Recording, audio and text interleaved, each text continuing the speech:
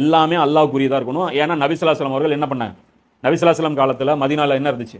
அல்லாஹ்வுடைய வழிகாட்டுதல் படி தான் 6 விஷயங்களும் இருந்துச்சு. இபாதத்து, குடும்பவியல், குற்றவியல், பொருளாதாரம், அரசியல், ஆன்மீக, எல்லாமே. புரியுதா? இந்த 6 விஷயங்களும் என்ன சமூகம்? இந்த 6 விஷயமும் என்ன இருந்துச்சு? அல்லாஹ்வுடைய கட்டுப்பாட்டுக்கு, அல்லாஹ்வுடைய கண்ட்ரோலுக்கு கீழே தான் இருந்துச்சு. அல்லாஹ்வுடைய வழிகாட்டுதலுக்கு கீழே தான் இருந்துச்சு. இதை இன்னைக்கு யாராவது எந்த முஸ்லீமாவது மறுக்கிறானா?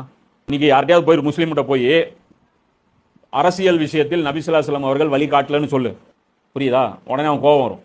கோவம் வந்துட்டு என்னம்மா, யார் சொன்னா அரசியல் விஷயத்தில் ரசூல்லா தெளிவாக வழிகாட்டியிருக்காம்மா. சரிப்பா, ஆட்சியாளர் எப்படி தேர்வு பண்ணணும்னு இஸ்லாம் சொல்லலைன்னு சொல்லுவான். சொல்லியிருக்காங்க அப்படிமா. புரியுதா? பொருளாதார விஷயத்தில் எப்படி நடந்துக்கணும்னு இஸ்லாம் சொல்லலை அப்படின்னா என்னம்மா, சொல்லியிருக்காங்கம்மா. எல்லாத்துக்கும் அவனே சாட்சியாக சொல்லுவான், இஸ்லாம் இந்தந்த விஷயங்கள்ல வழிகாட்டியிருக்குன்ட்டு. அப்போ திருப்பி கடைசியாக இவ்வளோ வழிகாட்டியிருக்குல்ல, நீங்கள்லாம் ஏன் அதன்படி இல்லை அப்படின்னு கேள்வாரு. கேட்டேன், என்னம்மா அது செய்ய வேண்டியதில்லை அப்படிமா. இப்போ இதே மாதிரியான ஒரு முரண்பாடு.